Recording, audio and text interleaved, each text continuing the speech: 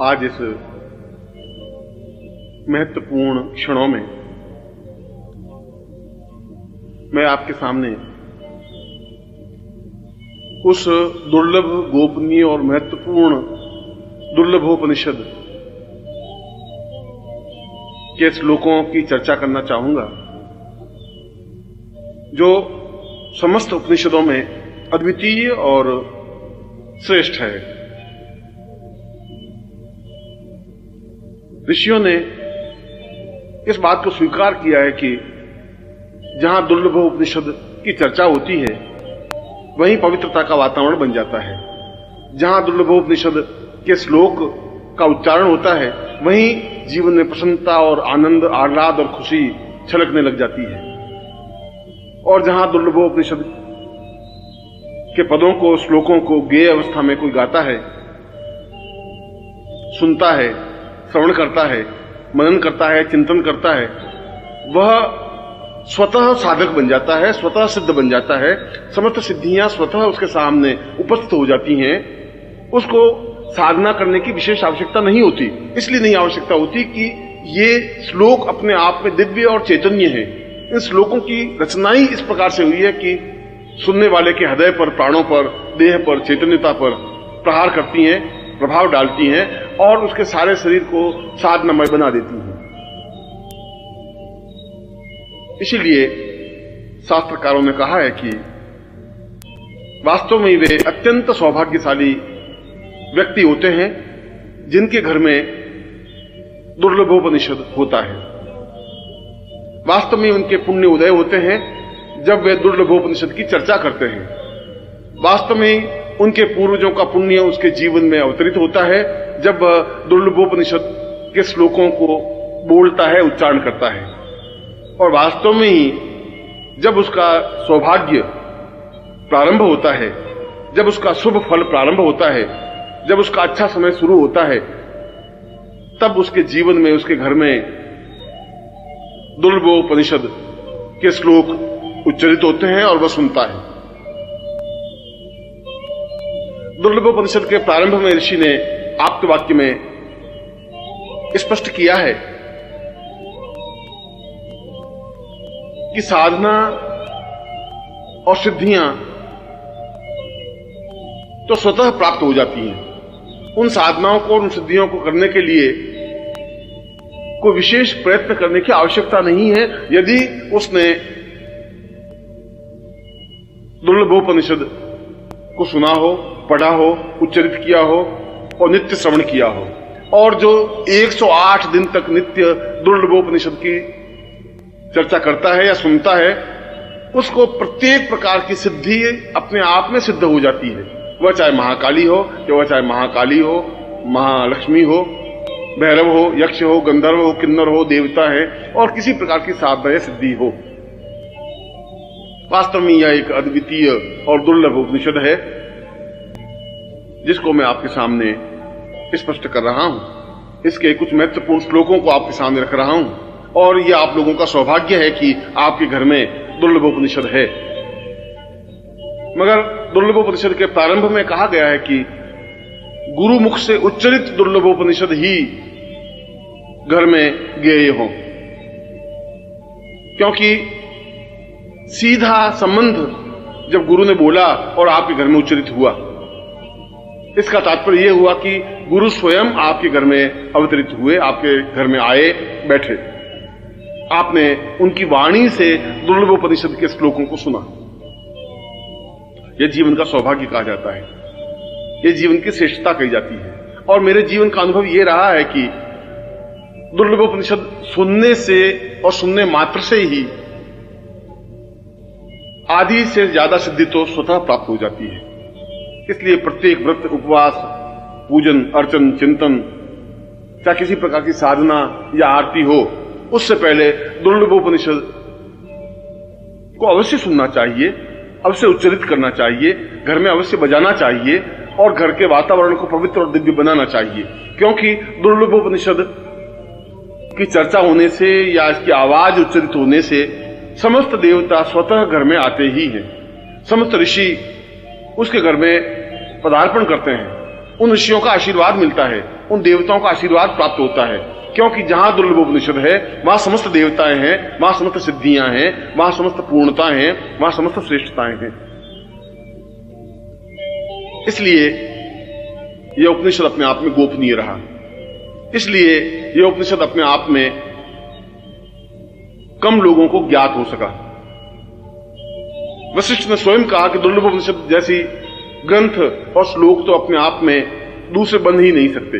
विश्वामित्र ने कहा कि मेरी समस्त साधनाओं का सार दुर्लभोपनिषद है, और शंकराचार्य ने कहा कि मैं जो कुछ हूं उसका आधार दुर्लभोपनिषद है। इसका तात्पर्य यह है कि दुर्लभोपनिषद वास्तव में ही कोई अद्भुत कृति है। इसलिए कृति अद्भुत है कि किसी एक ऋषि ने इस दुर्लभोपनिषद के श्लोकों की रचना नहीं की। समस्त ऋषियों के शरीर से निकले हुए तेज पुंज ने, उस तेज पुंज ने एक आकार ग्रहण किया, एक ब्रह्मत्व ग्रहण किया, और उसके मुख से इन श्लोकों का उच्चारण हुआ।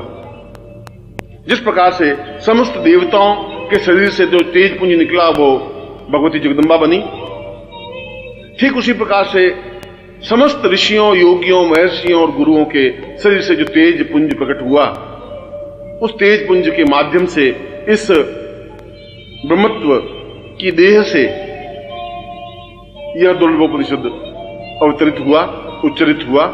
इसीलिए दुर्लभोपनिषद की महिमा अपने आप में अद्वितीय मानी गई है।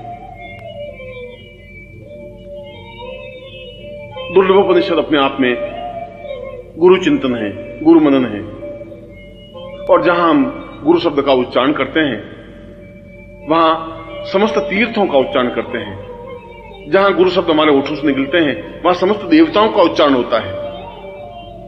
जहां हमने गुरु बोला वहां स्वयं ब्रह्मा, विष्णु और महेश अवतरित होते ही हैं, क्योंकि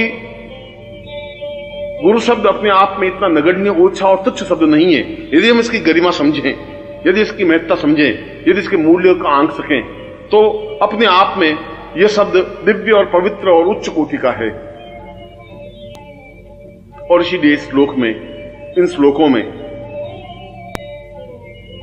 गुरु से संबंधित उन पदों की रचना की गई है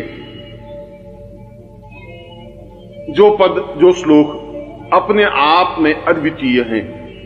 कुछ कुछ श्लोक या कोई श्लोक ऐसे होते हैं, कुछ मंत्र ऐसे होते हैं जिनके उच्चारण मात्र से ही देवता सामने प्रकट हो जाते हैं। ये श्लोक भी वैसे ही हैं। इनके उच्चारण मात्र से ही समस्त देवता स्वयं उच्चारण करता व्यक्ति के सामने उपस्थित होते ही हैं, दृश्य अदृश्य रूप में। समस्त ऋषि, गंधर्व, यक्ष, किन्नर उसके सामने खड़े होते हैं हाथ बांध करके, क्योंकि वहां पर दुर्लभोपनिषद का उच्चारण होता है, क्योंकि वहां दुर्लभोपनिषद को सुना जाता है।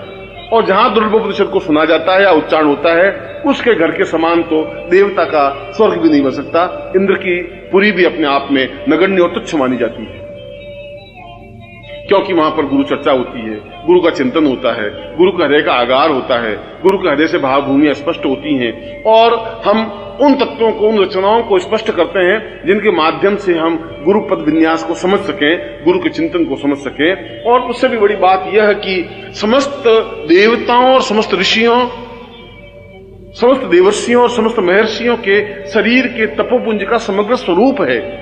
इसलिए ये श्लोक सामान्य किसी मनुष्य या देवता का बनाया हुआ नहीं है, किसी ऋषि या यक्ष का बनाया हुआ नहीं है। ये तो अपने आप में एक अद्वितीय चिंतन है, अद्वितीय भावभूमि है, अद्वितीय श्रेष्ठता है। और मैं आज पहली बार उन महान और अद्वितीय श्लोकों को उच्चारण कर रहा हूं, जिससे कि आपका जीवन पवित्र हो सके, दिव्य बन सके, आप सही अर्थों में साधक बन सकें, आप सही अर्थों में पूर्णता प्राप्त कर सकें, आपके घर में पवित्रता का वातावरण बन सके, आपके घर में सुख सौभाग्य आ सके, आपके जीवन की दरिद्रता मिट सके, आपके जीवन के कष्ट और अभाव दूर हो सके, आपके परिवार में एक श्रेष्ठ वातावरण बन सके और समस्त देवता आपके घर में निवास कर सके, समस्त ऋषि आकर के आपको आशीर्वाद दे सके, और आपके घर के संताप, आपके घर के दुख, आपके घर की परेशानियां, आपके घर की चिंताएं दूर होकर के आप जीवन में पवित्रता और श्रेष्ठता अनुभव कर सकें, और जीवन में वह सब कुछ प्राप्त कर सकें जो आपके जीवन का लक्ष्य है, जो आपके जीवन का ध्येय है, जो आपके जीवन का उद्देश्य है। और आप जब इन श्लोकों को सुने, बजाएं, अनुभव करें या उच्चारण करें, तब अत्यंत पवित्र और दिव्य भाव मन में लाकर के अपने सामने प्रत्यक्ष या चित्र में गुरु के दर्शन करके, उनको पूजा करके, उनकी अर्चना करके, उनके प्रति प्रणम्य होकर के, साष्टांग दंडवत करके अपने आप को गुरु के हृदय से जोड़ते हुए इन श्लोकों को सुने, इन श्लोकों को कानों के माध्यम से अपने हृदय पर, प्राणों में, चेतना में उतारें। घर के समस्त वातावरण में इन श्लोकों का गुंजरण करें। अपनी पत्नी, पुत्र, पुत्रवधुएं, घर के परिवार के सदस्य इनको सुने और उनका जीवन भौतिकता से कट करके एक पवित्र बन सके, एक दिव्य बन सके, एक चेतना बन सके, एक सुसंस्कारित बन सके, बच्चों में अच्छे संस्कार आ सके, बड़ों के प्रति आदर सम्मान उनके हृदय में आ सके, उनके घर में देवता खेल सके, गणपति, शिव, विष्णु, ब्रह्मा, इंद्र, मरुदगण सभी उनके घर में स्थायी निवास कर सकें, लक्ष्मी और अटूट लक्ष्मी का निवास उसके घर में हो सके। इसलिए तो इस दुर्लभ उपनिषद की रचना हुई है, इसलिए तो दुर्लभ उपनिषद को जीवन का श्रेष्ठतम उपनिषद माना है, इसलिए तो महर्षियों ने एक स्वर से स्वीकार किया है कि यह मनुष्यों के द्वारा उच्चरित उपनिषद नहीं है, यह तो समस्त योगियों का तपोपुंज स्वरूप है। और मैं उन्हीं श्लोकों को आपके सामने उच्चारण कर रहा हूं, उच्चरित कर रहा हूं।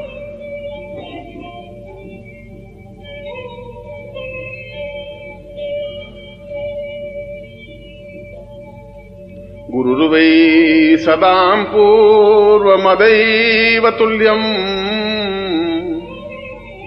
प्राणो वदार्यैव हितं सदैव चिन्त्यं विचिन्त्यं भवमेकरूपम् गुरुर्वै शरण्यं गुरुर्वै शरण्यम्। मैं इस जीवन में क्यों आया हूं, मेरे जीवन की डोर कहां बंधी हुई है, ईश्वर ने मेरा जन्म क्यों किया है, मैं इस पृथ्वी तल पर क्यों हूं, मेरे जीवन का उद्देश्य, मेरे जीवन का लक्ष्य क्या है, इनको तो केवल गुरुदेव आप ही समझा सकते हैं और कोई समझा भी नहीं सकता।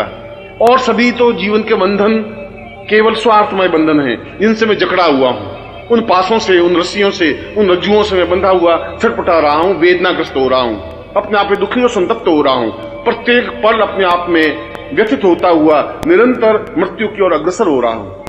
मेरे जीवन में सुख नहीं है, मेरे जीवन में चिंतन नहीं है, मेरे जीवन में सौभाग्य नहीं है। मैं समझ नहीं पा रहा हूं कि आखिर मेरे जीवन का उद्देश्य और लक्ष्य क्या है। और मेरे जीवन का उद्देश्य और लक्ष्य केवल अपने जीवन को समझना है और मुझे समझाने के लिए, मुझे यथार्थता से परिचित कराने के लिए केवल संसार में कोई शक्ति, कोई स्वरूप, कोई बिंदु है तो केवल आप हैं। इसीलिए गुरुदेव, मैं अत्यंत भीगे नयनों से, गदगद कंठ से, भाव विवल वक्षस्थल से आपको दंडवत प्रणाम करता हुआ, आपके चरणों को पकड़ता हुआ, आपके चरणों पे अपने सिर को रखता हुआ प्रार्थना करता हूं कि आप मुझे उस मर्म को, उस रहस्य को, उस चिंतन को समझाएं जो मेरे जीवन का उद्देश्य है, जो मेरे जीवन का लक्ष्य है, वो जीवन की पूर्णता है। क्योंकि मैं तो केवल आपका हूं और गुरुदेव आपकी शरण में हूं, और निश्चय ही गुरुदेव केवल और केवल मात्र आपकी शरण में हूं। गुरुवै प्रपन्नार्तवैवां वदैवम्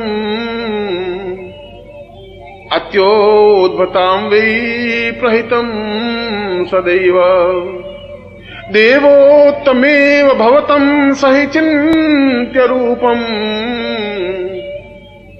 गुरुर्वै शरण्यं गुरुर्वै शरण्यम।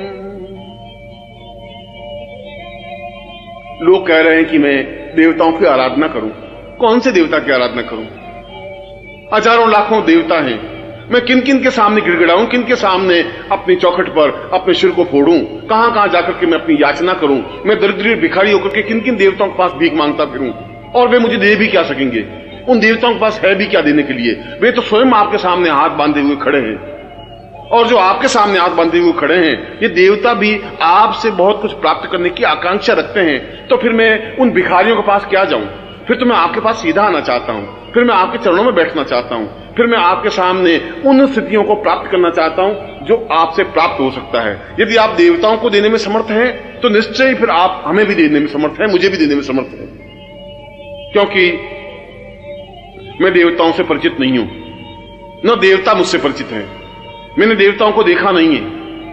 मैंने चित्रों के माध्यम से देवता के अंकन को देखा है। हो सकता है वह चित्र सही हो सकता है वह चित्र गलत हो।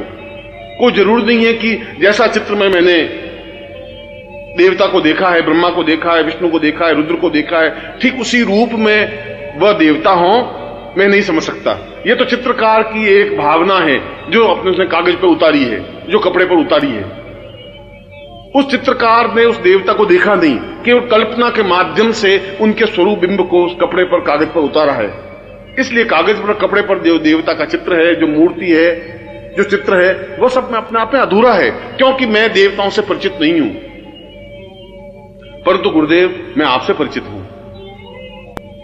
मैंने आपको देखा है, मैंने आपके सारे शरीर को स्पर्श किया है। मैं आपके चरणों में बैठा हूं।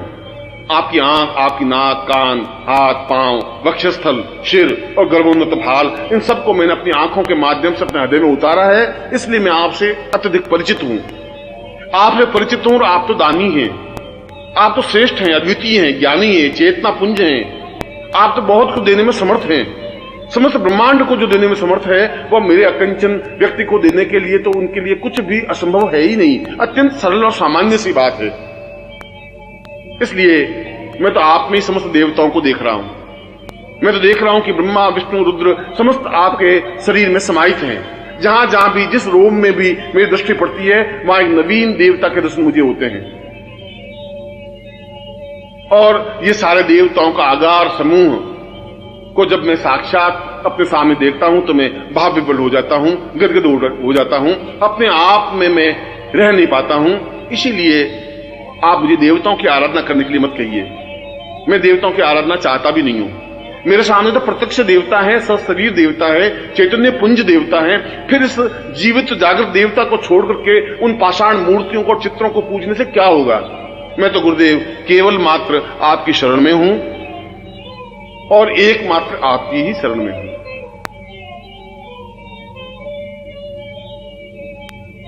सतं वै सदान्नं देवालयो वै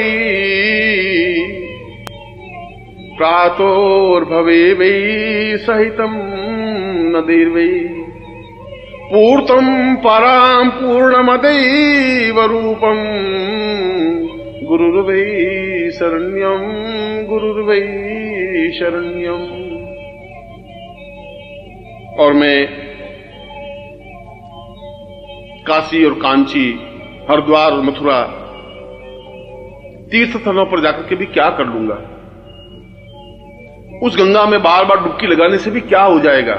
अगर गंगा में डुबकी लगाने से पवित्र और दिव्य बन जाता तो सारी मछलियां अपने आप में पवित्र और दिव्य बनी हुई हैं, सारे मेढक अपने आप में पवित्र और दिव्य हैं।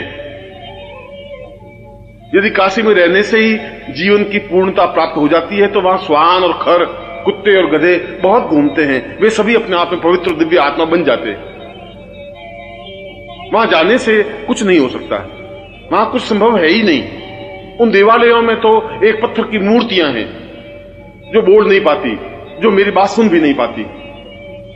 उन पत्थरों को मैं कहने से अपने सिर को फोड़ने के बराबर है। वे मेरी बात नहीं सुन पाते, मैं अपनी बात उन तक नहीं पहुंचा सकता, क्योंकि पत्थरों को कहने से कोई लाभ नहीं होता। मेरे लिए हरिद्वार और मथुरा, काशी और कांची अपने आप में नगण्य हैं। मैं तो आपको और आपकी देह को पूर्ण रूप से देवालय मानता हूं। पूरा मंदिर है यह जो मेरे सामने है, और यह मंदिर जो आपकी देह है, यह मंदिर के रूप में है, जो जीवित और जागृत मंदिर है, चैतन्य मंदिर है, चलता फिरता मंदिर है, बोलता हुआ मंदिर है, वाचाल मंदिर है, अपने आप में आशीर्वाद देता हुआ मंदिर है। आपके दोनों पैर इस देवालय के स्तंभ हैं। अच्छे स्तंभों पर यह मंदिर टिका हुआ है। और इन स्तंभों पर जो मूर्ति स्थापित है आपके प्राणों की, आपके हृदय की, आपकी चेतना की, वह आपका हृदय स्थल अपने आप में गर्भगृह है। उस गर्भगृह में जाकर के जब मैं खड़ा होता हूं तो मेरा शरीर रोमांचित हो जाता है, भाव विवल हो जाता है, चेतना युक्त हो जाता है, एक एक रोम खड़ा हो जाता है, रोम रोम चीखने लग जाता है, चिल्लाने लग जाता है, पुकारने लग जाता है, और उसके गुरुदेव के अलावा कोई शब्द निकलता नहीं। मेरे आंखों से आंसुओं की धारा बहने लग जाती है, भाव विवल हो जाता हूं, मेरा सारा शरीर थरथराने लग जाता है जब मैं इस जीवित जागृत उस मूर्ति को देखता हूं जो धड़कता है।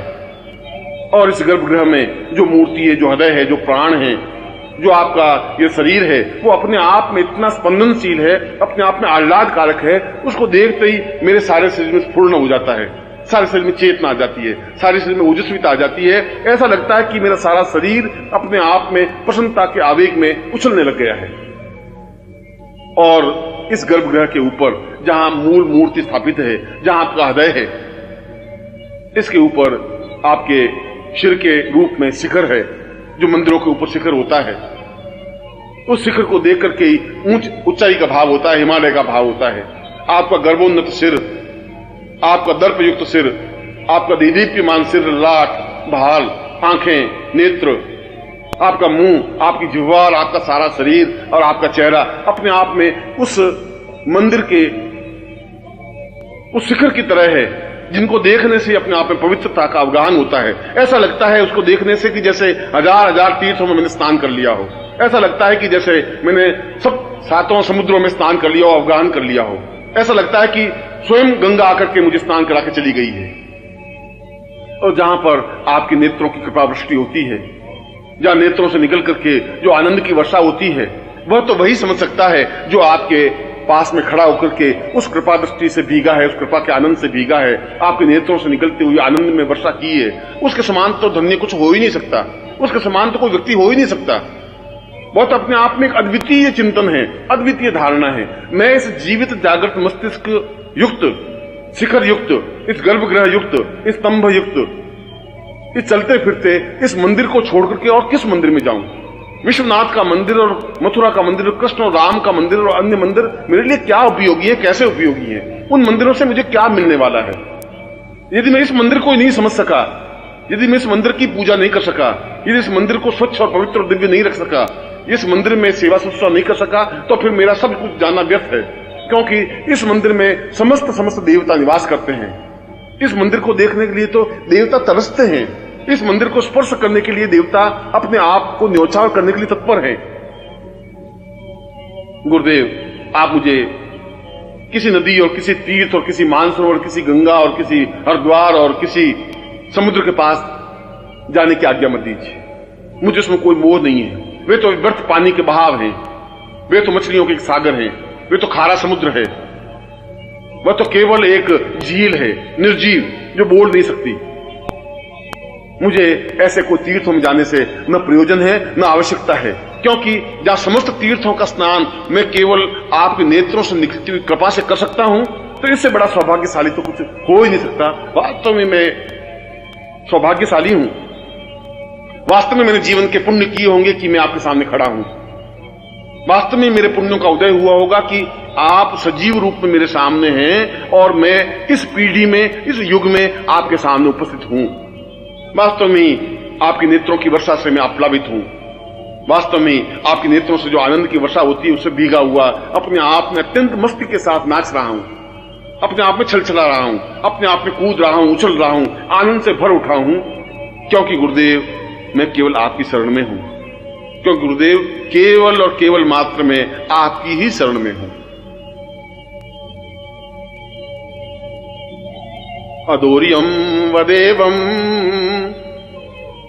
चिंतम सहेतम पूर्वोत्तरूपम चरणम सदेयम आत्मो स्वताम पूर्वमदेव चिंत्यम गुरुर्वै शरण्यम गुरुर्वै शरण्यम। वो तो मूर्ख और मूढ़ होगा जो आपके चरण छोड़ करके इधर उधर भटकता होगा। उसके पाप ही उसके बीच में आए होंगे जो आपकी दृष्टि से ओझल होता होगा। उसका जीवन का दुर्भाग्य होगा कि वो आपसे दूर खड़ा होकर के भी सांस ले रहा होगा। आपसे दूर रहकर के सांस लेने की कल्पना ही अपने आप में आश्चर्यजनक है। जिस प्रकार से समुद्र से और नदी से मछली को बाहर निकालने के बाद जिस प्रकार से मछली तड़प कर मर जाती है, उस प्रकार से आपसे अलग होकर के मर क्यों नहीं जाते, तड़प करके समाप्त क्यों नहीं हो जाते? जिंदा रहने का हक क्या है, अधिकार क्या है? जिस प्रकार से बिना चांद को देखे चकोर अपने सिर को फोड़ करके समाप्त हो जाता है, उसी प्रकार से हम सिर के फोड़ के समाप्त क्यों नहीं हो जाते? आपको वियोग हम कैसे सहन कर सकते हैं? ये कैसे संभव है कि आप दूर हो और हमारे प्राण हमारे शरीर में टिके रह सकें? ऐसे प्राणों की जरूरत भी नहीं है। ये प्राण तो व्यर्थ हैं, तुच्छ हैं। अपने आप में ऐसा लग रहा है कि जैसे मुर्दा शरीर में धड़क रहे हो। मुझे ऐसा शरीर नहीं चाहिए गुरुदेव, मुझे ऐसे प्राण भी नहीं चाहिए, मुझे ऐसी धड़कन भी नहीं चाहिए जो धड़कना बंद नहीं कर देती हो। उस धड़कन का महत्व और मूल्य क्या है जो केवल एक धड़क करके जिंदा रह जाती है? आप हो तो जीवन है, आप हैं तो संसार है, आप है तो खुशियां हैं, प्रसन्नता है, आह्लाद है, श्रेष्ठता है और दिव्यता है। और अगर आप नहीं हैं और मैं जीवित रहूं, यह मेरे जीवन का दुर्भाग्य है, यह मेरे जीवन की न्यूनता है, यह मेरे जीवन का अभाव है। वास्तव में मैंने कोई पाप किए होंगे कि मैं आपके वियोग को सहन करके भी जीवित हूं। वास्तव में मेरे जीवन के दुर्भाग्य होंगे कि आप नहीं हैं और मैं सांस ले रहा हूं। वास्तव में मेरे जीवन का ये न्यूनता है कि बिना आपके भी मैं सांस ले रहा हूं, खाना खा रहा हूं, पानी पी रहा हूं और चल रहा हूं। मैं मर क्यों नहीं जाता? मुझे समझ में नहीं आता कि मृत्यु मुझे दबोच क्यों नहीं लेती, समाप्ति क्यों नहीं कर लेती? क्योंकि मरने के बाद कम से कम मैं आपके पास तो रह सकूंगा, मरने के बाद मैं आपके चरणों लिपट तो सकूंगा, मैं आप में अनुरक्त तो हो सकूंगा, मैं आप में अपने आप को लीन तो कर सकूंगा। क्योंकि जहां पर भी मेरी मृत्यु हो, वहां से मेरी राख, मेरे देह की राख उड़ करके आपके चरणों में गिरे और उस राख पर आपके पांव पड़े। इससे ज्यादा सौभाग्य मेरे जीवन का क्या हो सकता है?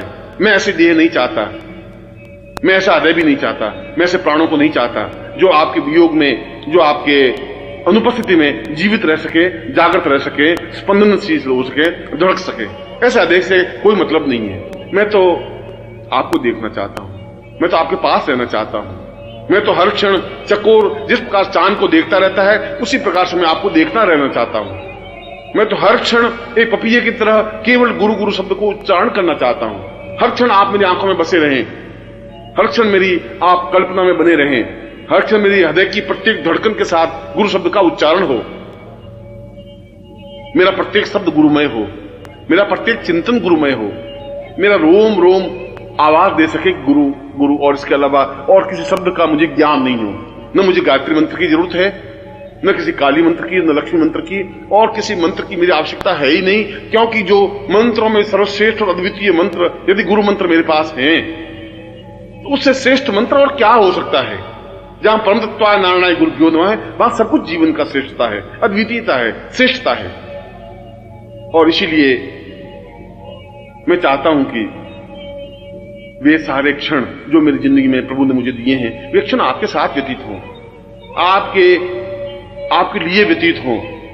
मेरा शरीर आपके काम आ सके, मैं आपके चरणों से लिपट सकूं, मैं आपकी देह से सुवासित हो सकूं, मैं आपकी सुगंध से आप्लावित हो सकूं, मैं चकोर की तरह आपको बराबर टकटकी लगाकर ताकता रह सकूं। और यदि आपसे विरह होना ही पड़े, आपसे अलग होना ही पड़े, तो मछली की तरह तड़फ करके मर जाऊं, कुरंग की तरह उस पत्थर पर सिर फोड़ करके अपने आप को समाप्त कर दूं और मृत्यु मुझे प्राप्त हो जाए, ऐसा मैं चाहता हूं। मैं तो आपसे ऐसा आशीर्वाद चाहता हूं कि मैं एक क्षण भी आपकी जुदाई सहन नहीं कर सकूं। मेरी आंखों से आंसू प्रवाहित हों और प्रत्येक आंसू पर आपका बिंब हो, मेरे प्रत्येक आंसू में आपका चित्र हो, मेरे प्रत्येक आंसू पर आपका नाम लिखा हो, मेरे हृदय की और मेरे गले की थरथराहट में आपका नाम उच्चरित होता हो, और मेरे हृदय की प्रत्येक धड़कन में आपके नाम का उच्चारण हो, गुरु मंत्र का उच्चारण हो। मैं जीवन की ऐसी स्थिति चाहता हूं। अगर ऐसी स्थिति मुझे प्राप्त होती है तो मेरा जीवन धन्य है, तो मेरा जीवन पवित्र है, तो मेरा जीवन दिव्य है। और अगर ऐसा नहीं है तो मेरे जैसा पापी, अधर्मी और कृतज्ञ कुछ नहीं हो सकता। आप मुझे आशीर्वाद दें तो मुझे ऐसा आशीर्वाद दें, आप मुझ पर कृपा करें तो ऐसी कृपा करें कि मैं हर क्षण आपके पास रह सकूं, आपकी वाणी को सुन सकूं, आपके शब्दों को अपने हृदय में उतार सकूं। मैं एक टक आपको ही देखता रहना चाहता हूं, मैं एक टक आपको अपनी आंखों के माध्यम से पी लेना चाहता हूं। मैं एकटक आप में समाहित हो जाना चाहता हूं, एक रस हो जाना चाहता हूं, आप में लीन हो जाना चाहता हूं, क्योंकि गुरुदेव मैं आपकी शरण में हूं और केवल मात्र आपकी शरण में हूं। मैं आपको दुर्लभोपनिषद के कुछ श्लोकों को सुना रहा था, उच्चारित कर रहा था। उन ऋषियों के पुंज ने दुर्लभोपनिषद में अत्यंत गर्वित होकर के कहा है,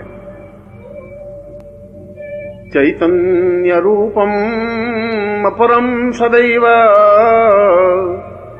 प्राणोदवेवं चरणं सदैव सतीर्थो सदेवं भवतं वदैवं गुरुर्वै शरण्यं गुरुर्वै शरण्यं। और लोगों ने अनुभव किया हो या नहीं किया हो, मगर मैं तो आपके शरीर का एक हिस्सा हूं, एक शरीर का पार्ट हूं, एक शरीर का एक अंग हूं। मैंने अनुभव किया है कि आप हिमालय से भी महान, गर्वयुक्त और सागर से भी समान विशाल हैं।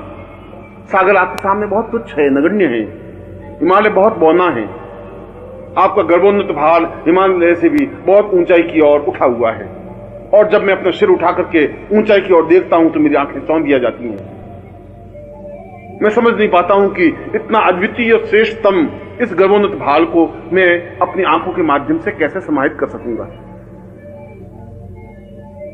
मैं जब आपके वक्षस्थल को देखता हूं तो ऐसा लगता है कि जैसे पूरा समुद्र हिलोरे मार रहा हो, ठाठे मार रहा हो। उस वक्षस्थल में अपने सिर को छुपा लेना चाहता हूं। मैं उसमें डूब जाना चाहता हूं, भींच जाना चाहता हूं। आप मुझे बाहों के घेरे में बांध लें, अपने सीने से भींच लें, इतना भींच लें कि मैं आपके शरीर में, आपके हृदय में, आपके सीने में, आपके वक्षस्थल में प्रवेश कर लूं, उसमें घुस जाऊं, उसमें अपने आप को समाहित कर लूं, अपने एकाकारिता को कर लूं, अपने आप को समाप्त कर दूं। जहां मुझे सुख मिल सकेगा, जहां मुझे सौभाग्य मिल सकेगा, जहां मुझे तृप्ति मिल सकेगी, जहां मुझे पूर्णता प्राप्त हो सकेगी। और जब मैं आपके संपूर्ण शरीर को देखता हूं तो मेरे सामने समस्त ब्रह्मांड साकार हो जाता है। और शरीर को जब मैं भाव विवल होकर देखता हूं तो कहीं मुझे ब्रह्मलोक दिखाई दे रहा है, कहीं मुझे विष्णुलोक दिखाई देता है, कहीं मुझे रुद्रलोक दिखाई देता है। इंद्र, गंधर्व, यक्ष, किन्नर और उन समस्त देवताओं के आगार मुझे दिखाई देते हैं। चंद्रलोक और सूर्यलोक मुझे स्पष्ट रूप से प्रतिबिंबित होते हैं। ऐसा लगता है कि जैसा समस्त ब्रह्मांड मेरे सामने साकार हुआ हो। फिर मैं कौन सी साधना करूं? उस ब्रह्मांड साधना करने से मुझे क्या लाभ हो पाएगा? उस ब्रह्मांड साधना से तो एक एक लोक करके देख पाऊंगा। यहां तो मैं समस्त ब्रह्मांड को एक साथ देखने की प्रयत्न करता हूं और सारा ब्रह्मांड मेरे सामने साकार है, तेजपुंज है, स्वरूपमय है। जब मैं आपके सिर को देखता हूं तो एक अलग ब्रह्मांड दिखाई देता है। जब मैं आपके नेत्रों को देखता हूं तो सूर्यलोक और चंद्रलोक स्पष्ट रूप से दिखाई देते हैं। जब मैं आपके मुस्कुराते हुए बिंब को, चेहरे को और मुस्कुराहट को देखता हूं तो ऐसा लगता है कि जैसे सारा ब्रह्मांड खिलखिला रहा हो, मुस्कुराहट रहा हो। और इस पूरे ब्रह्मांड को जब मैं अपने सामने खड़ा देखता हूं तो मैं तो अपने आप को बहुत छोटा, नगण्य और बौना सा अनुभव करता हूं। ऐसा लगता है कि जैसे इस पूरे ब्रह्मांड में मेरा अस्तित्व तो कहां है, जहां हजारों हजारों ऋषि हैं, योगी हैं, गंधर्व हैं, किन्नर हैं, देवता हैं, ब्रह्मा हैं, विष्णु हैं, महेश हैं, वशिष्ठ हैं, विश्वामित्र हैं, गर्ग, अत्रि, कणाद, पुलस्त्य ऋषि हैं। इन समस्त देवताओं ऋषियों के बीच में मेरा अस्तित्व तो कहां है? मैं तो बहुत एक छोटा सा, अत्यंत छोटे से कण की तरह दिखाई देता हूं। उसके बावजूद भी इस कण को आपने अपनाया। इससे बड़ा सौभाग्य क्या हो सकता है? इस कण पर आपकी कृपा दृष्टि हुई, इससे बड़ा सौभाग्य और क्या हो सकता है? आपने इस कण पर हाथ रखा, यह मेरे जीवन का अहोभाव है, सौभाग्य है। आपने इस कण को अपनाया, यह मेरे पूर्व जन्म के पुण्यों का उदय है। मुझे अपने आप में गर्व है कि मैं उस ब्रह्मांड का एक हिस्सा बन सका, उस ब्रह्मांड की कृपा दृष्टि मुझ पर अवतरित हो सकी, उस ब्रह्मांड की वर्षा मेरे ऊपर हो सकी और मैं उसमें अवगाहन कर सका। आपकी और मेरी तो कोई तुलना हो ही नहीं सकती। हजारों हजारों जन्म लेने के बाद भी मैं आपके बराबर और आपके बराबर चिंतन कर ही नहीं सकता। एक कण की और एक विशाल पृथ्वी की कोई तुलना नहीं हो सकती। एक बूंद और एक समुद्र की तुलना नहीं हो सकती, एक दीपक और एक सूर्य की तुलना नहीं हो सकती। ठीक उसी प्रकार से मेरी और आपकी तुलना करना ही व्यर्थ है, तुच्छ है, नगण्य है, मूर्खता है, मेरा ओछापन है। मैं तो अगर इस पूरे ब्रह्मांड का एक छोटा सा कण भी बना रह सकूं तो ये बहुत बड़ी उपलब्धि है कि इस ब्रह्मांड में मेरा कण अस्तित्व युक्त है। और उससे भी बड़ा सौभाग्य यह है कि इस कण पर आपकी कृपा दृष्टि है, इस कण को आप परिचित हैं, इस कण पर आपकी कृपा दृष्टि हुई है, इस कण ने आनंद का अनुभव किया है। इससे बड़ा सौभाग्य और मुझे क्या चाहिए।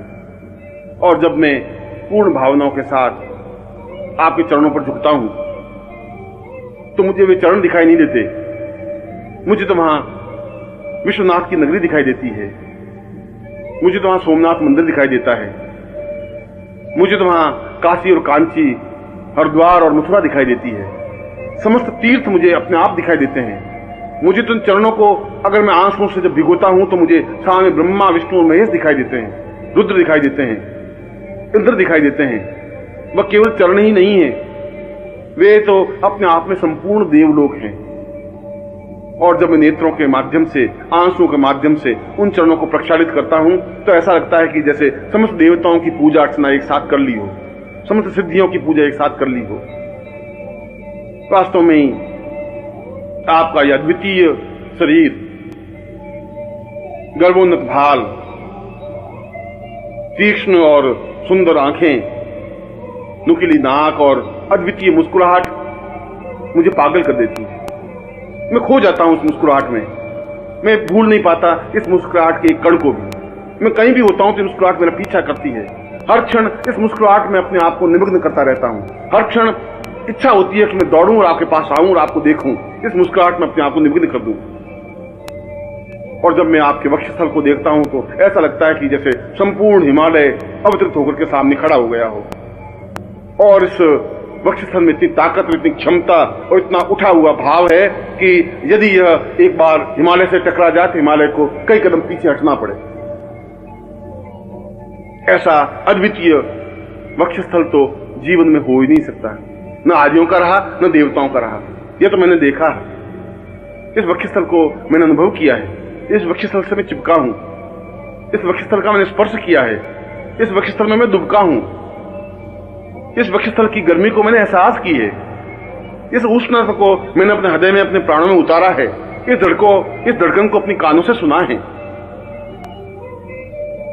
और आपके ये लंबे आजानु बाहु अपने आप में ताकत और प्रभुता के परिचायक हैं। ऐसा लगता है कि स्वयं इंद्र अपने सामने खड़ा हो गया हो। ऐसा लगता है कि पूर्ण ऐश्वर्य क्षमता के साथ खड़े हों।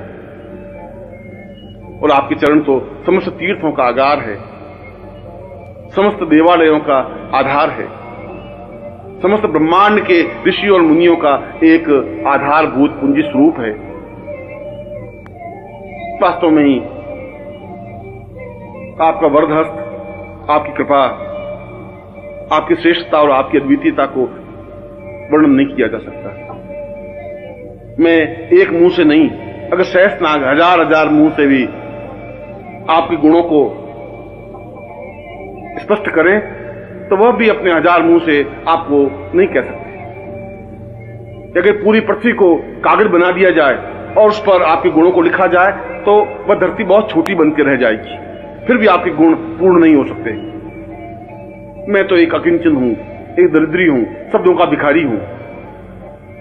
मैं आपके वर्णन कर ही नहीं सकता, मगर मैं तो आपको एकटक देख सकता हूं। मैं तो इन आंखों के माध्यम से आपको हृदय में उतार सकता हूं।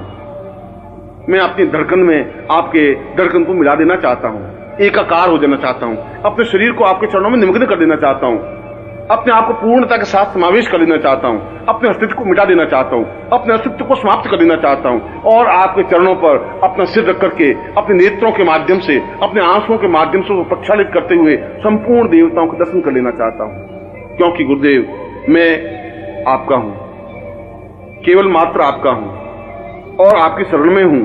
और इस ब्रह्मांड में कोई मेरा रखवाला नहीं है, कोई मेरा अस्तित्व रखने वाला नहीं है। मैं तो केवल और केवल और केवल आपकी ही शरण में हूं।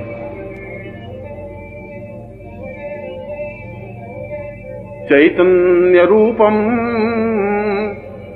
भवतं सदैव ज्ञानोत्थवासं सहितं तदेवं देवो तथान् पूर्वमदैव शक्तिं गुरुर्वै शरण्यं गुरुर्वै शरण्यम्।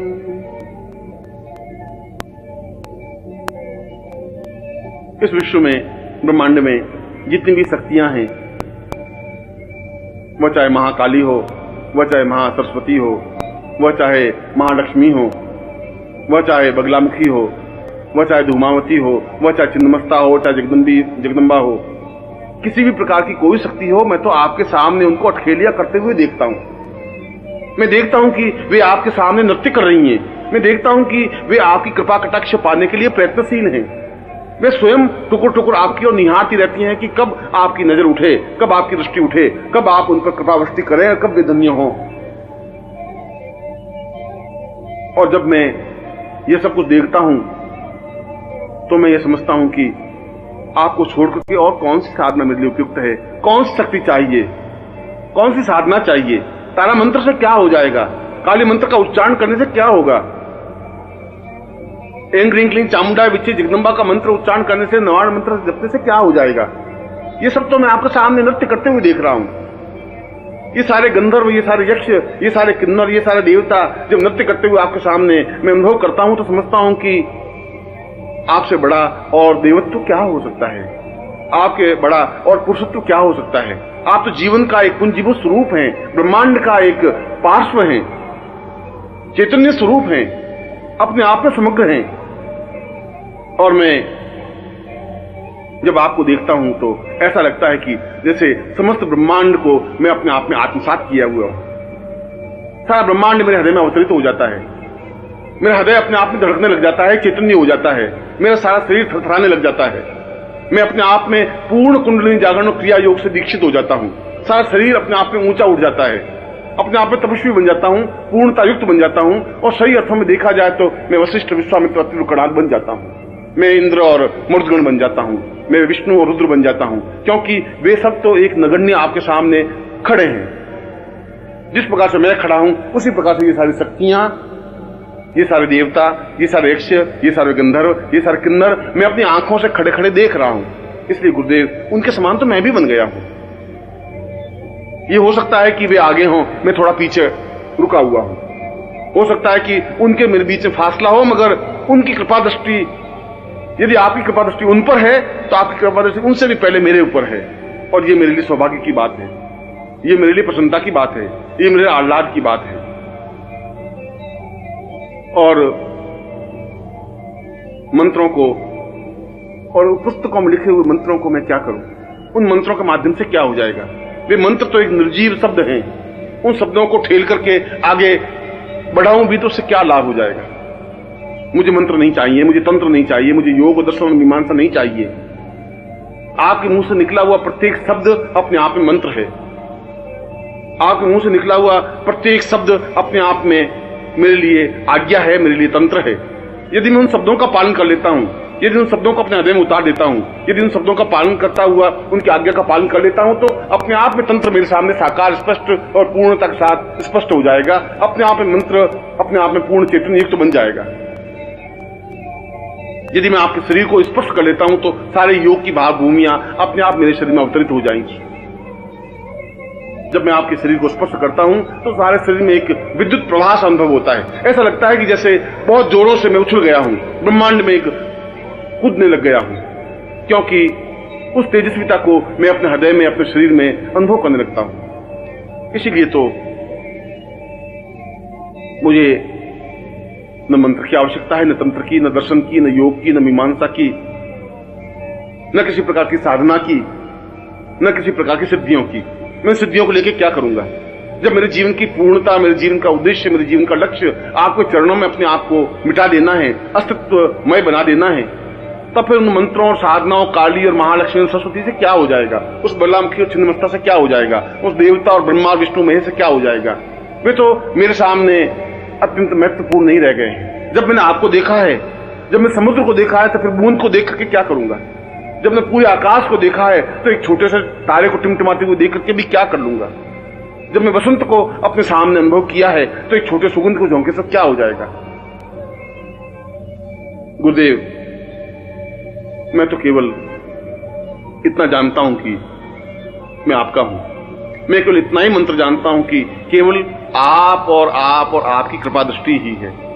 मैं तो केवल इतनी भावना जानता हूं कि, इतनी साधना जानता हूं कि मैं आपके शरण में हूं। और मैं केवल इतना ही तंत्र मंत्र योग और दर्शन जानता हूं कि मैं केवल और केवल मात्र आपकी शरण में हूं। न तातो वतान्यै न मातम न भ्रातम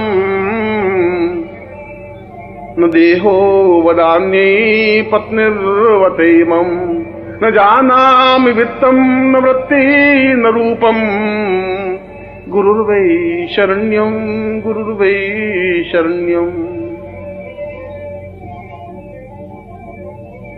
मैं न माता को जानता हूं न पिता को जानता हूं, क्योंकि वे तो स्वार्थमय स्वरूप में संबंध हैं। पिता इसलिए मुझे पुत्र कहते हैं कि मैं उनके जीवन में काम आ सकूं। न मेरे जीवन में कोई भाई है, न संबंधी है, न रिश्तेदार है, न पत्नी है, न पति है, न पुत्र है, न बंधु है, न बांधव है, न वित्त है, न धन है, न ऐश्वर्य है, न वैभव है। मेरे जीवन में कुछ है ही नहीं, क्योंकि मैं जीवन में कुछ चाहता ही नहीं। ये सब तो क्षण भंगुर हैं, समाप्त। ये तो मेरे साथ समाप्त हो जाएंगे। ये सब स्वार्थ के संबंध हैं, इनसे मेरा कोई प्रयोजन नहीं है, इनसे मेरा कोई लक्ष्य प्राप्ति नहीं हो सकती। यह तो शमशान की ओर जाने की यात्रा के एक पड़ाव है। जन्म से लगा करके मृत्यु तक मैं निरंतर मृत्यु की ओर अग्रसर हो रहा हूं, शमशान की ओर जा रहा हूं। और शमशान की यात्रा में ये भी मेरे सहायक है, जो मुझे ठेल करके शमशान की ओर अग्रसर कर रहे हैं। मेरे देह को छीनते हैं, मेरे प्राणों को छीनते हैं, मेरे धन को छीनने की कोशिश करते हैं, मेरी सेवा का उपयोग करना चाहते हैं, मेरे सुख का उपयोग करना चाहते हैं, मेरे जीवन का उपयोग करना चाहते हैं। इससे क्या हो जाएगा? इससे तो मैं एक मलिन और गंदी देह को एक लिया हुआ कीड़ा बन जाऊंगा, एक घटिया सा व्यक्ति बन जाऊंगा। अगर मैं पुत्र को उत्पन्न करूंगा तो ज्यादा से ज्यादा मेरी अर्थी पर वे कंधा दे देंगे। यदि मैं पत्नी रखूंगा तो ज्यादा से ज्यादा मेरी मृत्यु पर वे 4 आंसू बहा देगी। यदि पिता और माता की मैं अपने सामने रखूंगा तो वे ज्यादा से ज्यादा धन की याचना करेंगे। मगर ये मेरे जीवन का प्रयोजन नहीं है, ये मेरे जीवन का लक्ष्य नहीं है। मैं उस जगह खड़ा हूं जब यहां सब ये सब तुच्छ हैं। आखिर जीवन का कोई इनको क्षण तो ऐसा आता है जब ये सब तुच्छ लगने लगते हैं। हिमालय के सामने जाते हैं तो एक बड़ा पत्थर भी कंकर की तरह दिखाई देने लग जाता है। जब क्या मैं आपके सामने उपस्थित हुआ हूं तो ये सारे संबंध मुझे बेमानी और बहुत छोटे से लगने लगे हैं, बहुत तुच्छ लगने लगे हैं, अस्तित्वहीन लगने लगे हैं। क्योंकि मैं इन संबंधों से जीवित नहीं रहना चाहता। मैं किसी का पुत्र, मैं किसी का पति, मैं किसी की पत्नी, मैं किसी का बंधु, मैं किसी का सखा बनकर के जिंदा नहीं रहना चाहता। इन बंधनों से मैं स्वतंत्र नहीं बन सकता। ये बंधन तो मेरे अभिशाप हैं, ये पांवों की बेड़ियां हैं, ये मुझे जकड़े हुए हैं। मेरी सांसों पर इनका नियंत्रण है, मेरी आत्मा पर इनका नियंत्रण है। मेरे प्राणों को दबोच लिया है। मैं समाज में घुट करके रह गया हूं, एक अंधियारी कोठरी में मैं भटक रहा हूं जिसका कोई द्वार नहीं है। और जहां पर भी मैं ठेलता हूं वहां मेरा सिर फूट जाता है।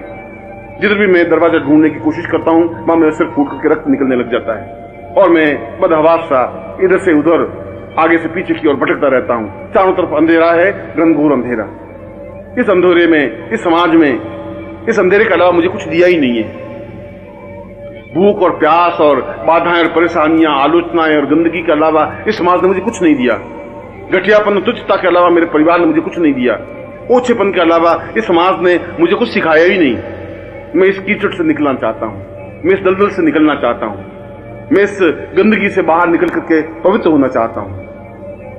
मैं इस महान अद्वितीय गुरुमय बनकर के अपने जीवन को पवित्र दिव्य बनाना चाहता हूं। मैं उस स्थिति को प्राप्त करना चाहता हूं जो अपने आप में महत्वपूर्ण है। मैं उस ब्रह्म से साक्षात्कार करना चाहता हूं जिसको ऋषियों और योगियों ने अहम ब्रह्मास्मि कहा है। मैं उस चैतन्यता को अनुभव करना चाहता हूं जो जीवन की पूर्णता है। आप मुझ पर कृपा करें, मुझे वापस से बंधनों में नहीं ठेलें। मुझे किसी प्रकार का कोई मोह नहीं रहा है, और यदि कुछ मोह है तो आप उस मोह को समाप्त करें। क्योंकि मैं मानसरोवर के पास आकर के प्यासा नहीं रहना चाहता। क्योंकि वसंत ऋतु में आने के बाद भी मैं उदासीन नहीं रहना चाहता। मैं मुस्कुराते हुए पुष्पों के बीच में रह करके निर्जीव नहीं रहना चाहता। आपके सामने आकर के मैं अपने आप में दुर्भाग्यमय नहीं रहना चाहता। मैं सौभाग्यशाली बनना चाहता हूँ। मैं जीवन में पुण्य चाहता हूँ। मैं जीवन में श्रेष्ठता चाहता हूँ। मैं जीवन में गुरु चाहता हूँ। मैं आपके चरणों में समर्पण चाहता हूँ। मैं आप में एकाकार होना चाहता हूँ। मैं आपके शरीर से अपने आप को मिटा देना चाहता हूँ। मैं आपके शरीर से मिल जाना चाहता हूँ। आपके प्राणों की धड़कन बनना चाहता हूँ, क्योंकि गुरुदेव मैं आपकी शरण में हूँ और गुरुदेव इस पूरे ब्रह्मांड में केवल मात्र आपकी शरण में हूँ। त्वदीयं तदेवं भवत्वं भवेयं चिन्त्यं विचिन्त्यं सहितं सदैव आर्तो नवातं भवमेक नित्यं गुरुर्वै शरण्यं गुरुर्वै शरण्यं। मैं दोनों हाथ ऊपर उठा करके चीख रहा हूं। मैं पूरे प्राणों में आवाज भर करके उच्चारण कर रहा हूं। मैं जोरों से बोल करके अपनी बात आप तक पहुंचाना चाहता हूं। मेरा सारा शरीर थर थर कांप रहा है। मेरी आंखों से आंसू प्रवाहित हैं। मेरे मुंह से बोल नहीं निकल पा रहा है। मेरा गला गदगद हो गया है और सारे शरीर के रोम रोम अपने आप में आवाज निकालने लग गए हैं, चीखने लग गए हैं, चिल्लाने लग गए हैं। मैं अपने आपे में नहीं रहा हूं। मैं अपने आप में थरथराहट अनुभव कर रहा हूं। मैं ऐसा लगता हूं कि जैसे मैं एक ऐसी बूंद हूं जो अंगारे पर पड़ी है और छन्न के साथ खत्म हो जाती है।